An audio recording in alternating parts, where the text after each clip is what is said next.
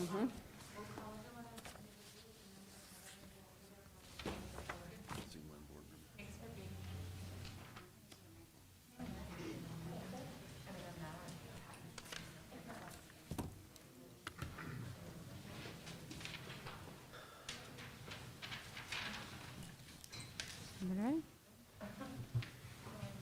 right, I'm going to call the meeting to order. Please rise for the pledge. To the flag of the United States of America and to the republic for which it stands, one nation, under God, indivisible, with liberty and justice for all. Secretary, call the roll. Malloy. Chilada. Here. Dunlap. Here. Gasper. Here. Lloyd. Here. Barry. Here. Nenza. Here. I would like to introduce Ms. Hankowski. She is going to introduce all of our spelling bee champions. Thank you for recognizing our outstanding spellers. Unfortunately, we only have a handful of the competitors who were present at our District B last week. We would like to recognize all of these students, just so you know a little bit about how this works. We follow the Scripps National Spelling Bee so that any of our competitors can go all the way up to the national level in DC. And Natalie Orban, our district spelling bee champion, will go on to the South Cook Regional Bee, which will take place March 2nd and represent us there. And then with the competition winners from there, first, second, and third place will go on to the state and then national level in DC. Board, do you want to come around? We'll come around to greet the...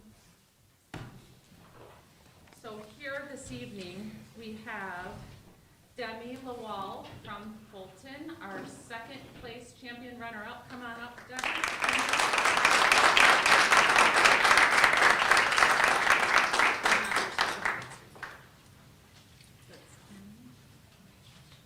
We have Evelina Jessevis from Cruz.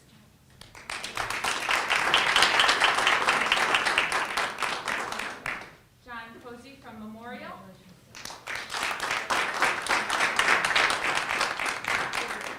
And our district spelling bee champion, Natalie Orban from Central.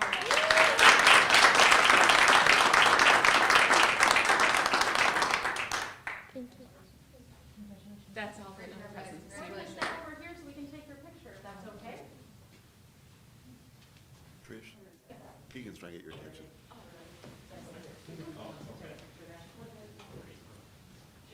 Oh, I'm so sorry. We do have another participant, wonderful competitor from Cruz. This is Tafe Al-Yassar.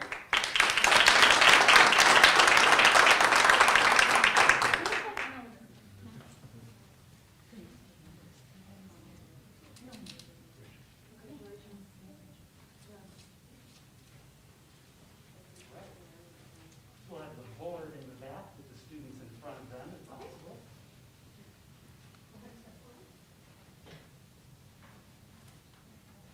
Set that a little bit.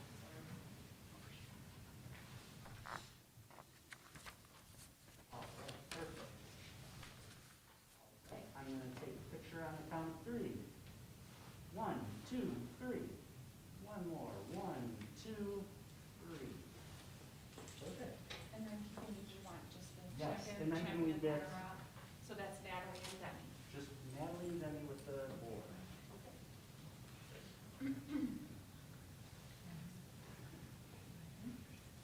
All right, on 3. 1, 2, 3. One more. 1, 2, 3. Perfect. Thank you.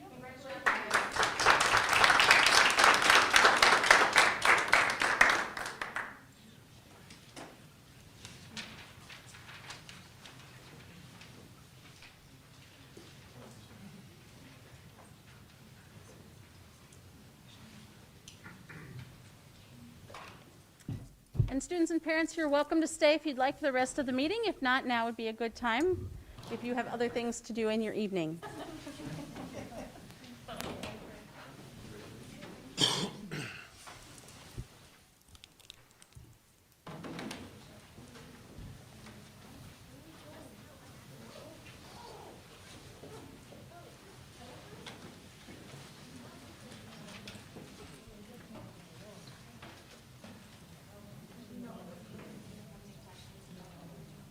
Okay, moving on. 4.1 Superintendent's Report.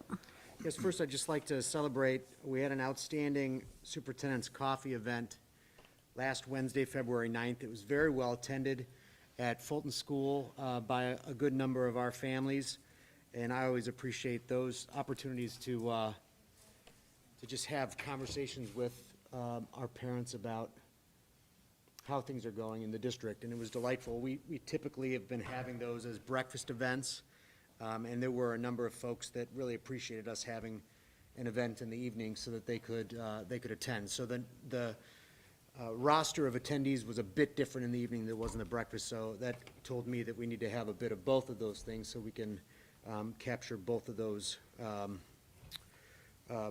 resources. So a very good program, very well attended, and I was delighted with the result. Next, I just want to acknowledge that we had a booster clinic we offered Saturday, February 5th. We hosted a booster clinic in partnership with Jewel Osco, and we had 66 individuals who received boosters that day, and many thanks to Mary Day and Rachel Knapp and son, Barb Gorman, and a few of our very own Central students who volunteered their time to make the clinic a success, another good event. So I appreciate the board's willingness to use our facilities and welcome the good folks at Jewel Osco to help bring vaccinations to those who desire them. So that's a nice thing that you do. I wanted to give the board and the public a brief update. We have developed a desired principal profile for the vacancy of principal at Central Middle School for next year. A number of staff participated in that effort, as well as question writing for interview process. I then had the pleasure to take that profile to a group of Central students, a group of Central parents, and administration. So I look forward to taking the board through that profile as part of our closed session this evening. Interviews have begun, and we're excited about the process. We have a number of condolences to offer this month. Elisa Hansberger, her grandmother Constance Hansberger passed away on February 5th at the age of 95. Lisa's a pre-K teacher at Memorial. Stacy Dole's mother-in-law, Julie Dole, passed away recently. Stacy's a paraprofessional at FERC. Kevork Sultanian, Annette Sultanian's husband, passed away. Annette is a third grade teacher for many years at Sandage and at Fulton. Missy Siabatari, her mother passed away this past month. Missy is a speech path at Cruz. Kathy Jensen, sister to Marion Zeroli and aunt to Hannah Zeroli, recently passed. Marion is a custodian at Central, and Hannah is a custodian at Memorial. And Karen Bannis' mother passed away recently. You may remember Karen was a PE teacher here at Central for a number of years. So we extend our deepest sympathies to them and their families for their loss. And that concludes the superintendent's report. Thank you. 5.1, citizens may address the board at this time. 3 minutes per citizen. Do we have citizens that wish to address the board?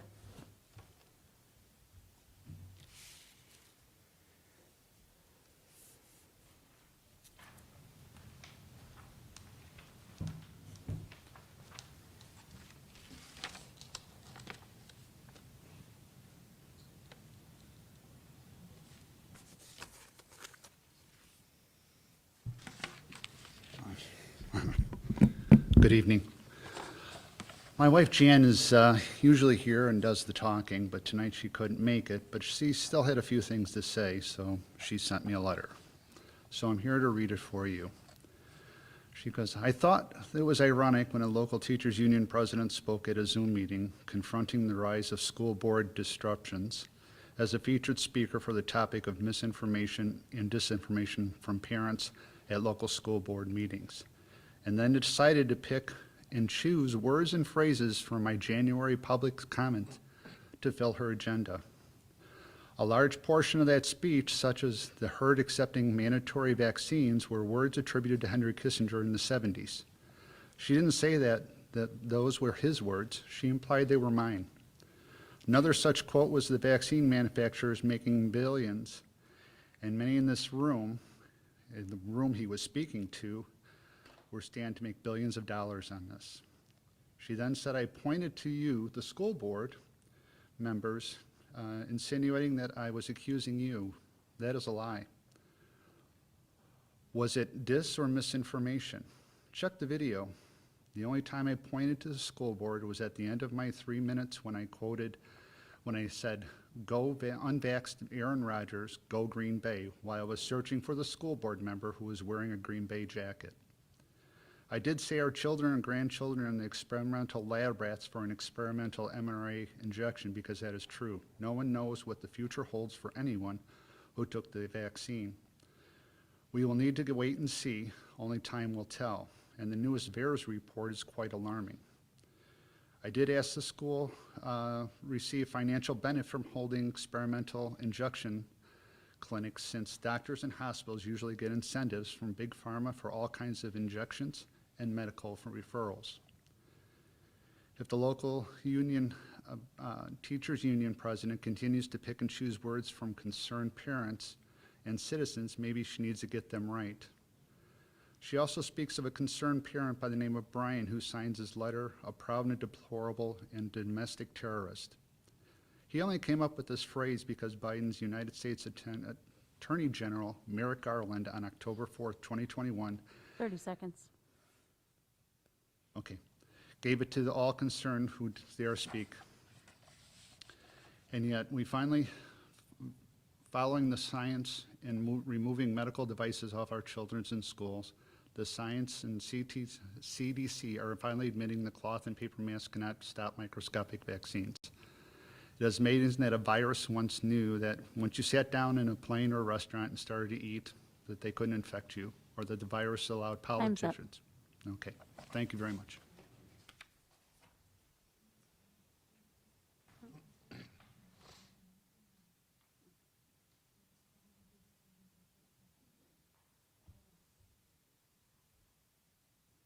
I'm going to pause for just a second.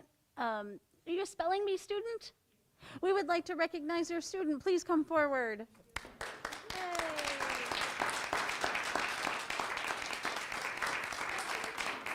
Elijah? Elijah, and what school do you go to? Fierk? Barrett. Well, congratulations. We're so glad you're here. Let's come take a picture with the board. Come on out. Let's have you, here, let's just slide this table back and we'll come out. No, we'll come on out to you. That way we're not. Let's go over here where everybody else was. Let's do it this way. Thank you, but Oh, I'm sure. sorry for being Oh, late. no, no, We had no. soccer We practice. will get back to those pictures in just a minute. Thank you. Come on up. Spelling bee is very important. It's something that I could never ever do. We're gonna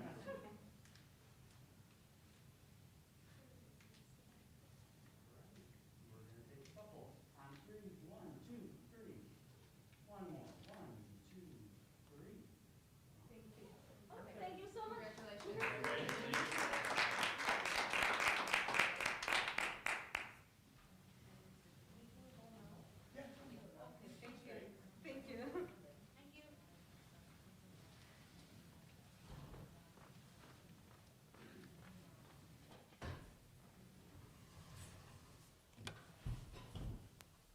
Thank you, everyone, for your patience. We'll continue with public comment now.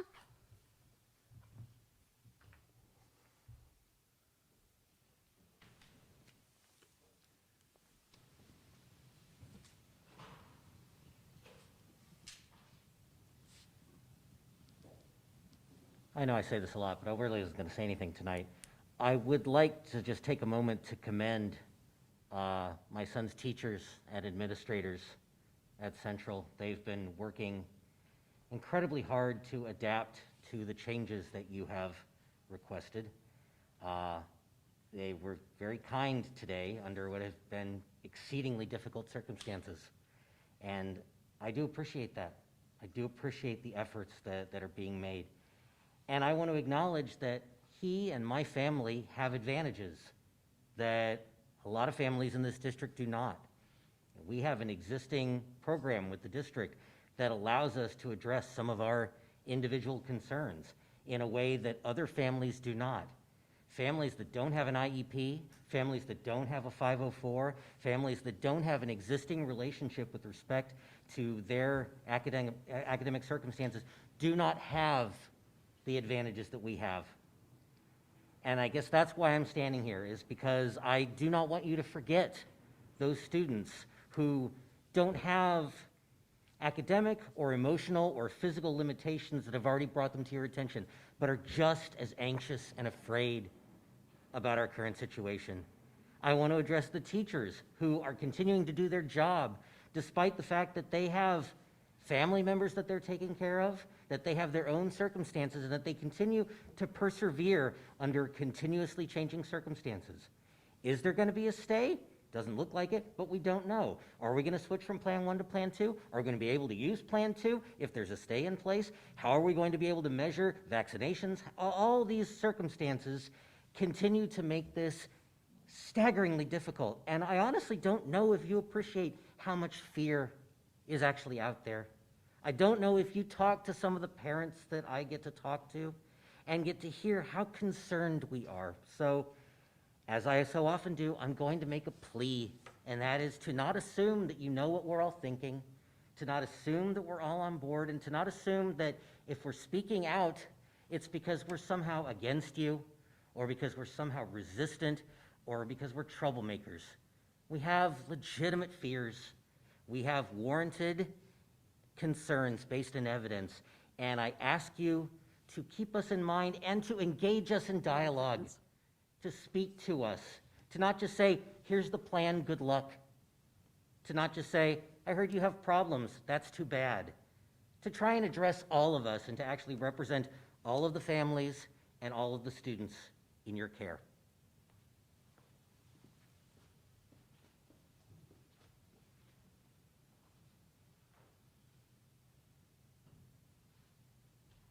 No further public comment. We'll move on to 6.1, union reports. Nothing to report right now. No union report. Thank you. Can I have a motion for the consent agenda, please? I move we approve agenda item 7.1, approval of minutes, 7.2, approval of closed session minutes, 7.3, approval of the destruction of closed session tapes, approval of 7.4, approval of financial items, and 7.5, approval of personnel items. Is there a second? Second. Any discussion? Secretary, call the roll. Chilada? Aye. Dunlap? Yes. Casper? Yes. Lloyd, yes. Barry? Yes. Nenza? Yes. 7.6, approval of school calendar for 2022-2023. Yes, we're excited to present you the proposed school calendar for next school year. You saw this last month as an information item. We take turns mirroring the breaks of 228 and 230. Next year is a 228 year, and you'll find that those that the breaks match up neatly with Tinley Park and Oak Forest High School for next year. Is there a motion? I move that the Board of Education approve the school calendar for 2022-2023 as presented. Is there a second? Second. Any discussion? Secretary, call the roll. Chilada? Yes. Dunlap? Yes. Casper? Yes. Lloyd, yes. Barry? Yes. Nenza? Yes.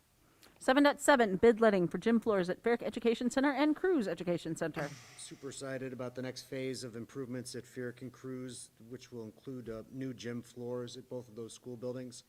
You'll see attached in board docs some renderings of the logos that you'll see on the floor, which are modern and cool to match our recent relogoing. In the second attachment, you'll see a proposed timeline for the project, and we hope that you can continue to support this project tonight. Is there a motion? I move that the Board of Education approve the bid for gym floors at Fierk and Cruz Education Centers as presented. Second. Discussion? Secretary, call the roll. Chilada? Yes. Dunlap? Yes. Casper? Yes. Lloyd, yes. Barry? Yes. Nenza? Yes. 8.1, mitigation strategies update. Yes, I'd be remiss if I didn't give the board an update on how the first day in Plan 1 went today. It went very well. In fact, we all breathed a bit of a sigh of relief how uneventful it was. There was a good number of folks at the elementary schools that that attended today masked. Some schools reported as much as 80 to 90% of folks in masks. The numbers of people unmasked increased a bit as the day went on, as naturally people gradually felt more comfortable and saw other people doing so. Quite a bit more unmasked at Central, but still fewer than I anticipated. Both Vern and Kelly reported to me that they estimated between 60 and 70% of students in the morning were masked at the middle school. So I thought it would be a little bit less than that. But all in all, it was a really uneventful day. There were a couple redirects on student interactions, but the principal described them as minor and easy to redirect. The one question that I do have is regarding transportation. As everyone's been saying, there seemed to be consensus among superintendents that transportation falls under the federal mask rule, and there's some question whether or not that's actually true, so we're getting to the bottom of that. Jeff Galitz did review our plan before I presented it on Friday, and that didn't draw his attention, but there is, I guess it's not as crystal clear as we thought it was, so we're going to be digging a little bit further into that, whether or not we need to require masks on busing, because whether or not it's considered public transportation, and that's the federal law that's germane to that. So as I learn more about that, I'll let you know. Otherwise, it was a really good first day. What does the bus company have to say about that? I don't know yet, but we'll ask them. I think we should fall on whatever makes, I mean, it's hard enough to get bus drivers right now. I don't think we want to, Yeah. you know, so if we have to be the bad guys to say they have to wear masks, then we should do that to make their job easy, whatever. Yeah, that's going to be interesting, because I think some bus drivers would rather not have to insist kid to kid to kid that they put them on, and others really want everyone to have them on so that they feel safe. So we'll include the will of the bus company when we're making that decision. And as of now, we've said that masks are required on buses, and we are requiring them, and each bus has a good supply of masks for those who don't bring their own.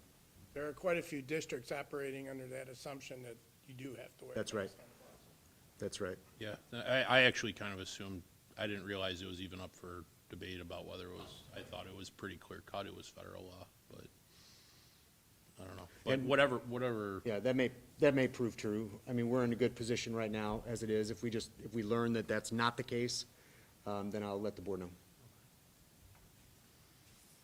Okay. 8.2, special education transport contract. Yes, so Sunrise is our special ed transportation provider, and they reached out to get the negotiations started on a contract renewal for next year. And they started at a 7% increase. I knew it was going to be higher than normal, just because that's the world we're living in. They're trying to increase the pay to be competitive. So I came back with 5% as a counteroffer. They came in at 6%, which we were going to accept originally. But then in a review of insurance requirements, they discovered that we, from a bid years ago, have a higher insurance requirement than basically any other district around us. So they said if we would cut the insurance requirement to be equal to the other districts, they would go down to 5%. So I checked with other districts, and indeed that was correct. We had a higher requirement. So I'm good with matching what is out there. And so the proposal is now for 5%, which I'm thrilled with. In talking to some of my colleagues, other districts are seeing much higher increases. So I'm happy with this. It's info this month. We'll do action next month, but I'm going to recommend that we take the 5%. And this is only special ed. We're just starting with regular ed. They haven't given me a number yet.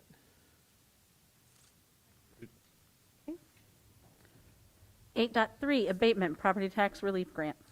And this is just info also. It's a reminder that since we qualified for the property tax relief grant, we will be required to abate property taxes for the next 2 years in the amount of $1.7 million. So next month, you're going to see an abatement resolution abating our property taxes for $1.7 million, which is good news for taxpayers. That'll be a direct reduction in the amount that we levy.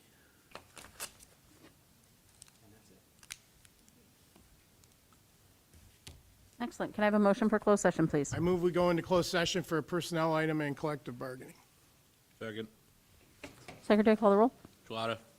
Yes. Dunlap? Yes. Casper? Yes. Lloyd, yes. Barry? Yes. Nenza? Yes, there will be no action following closed session. Thank you, everyone.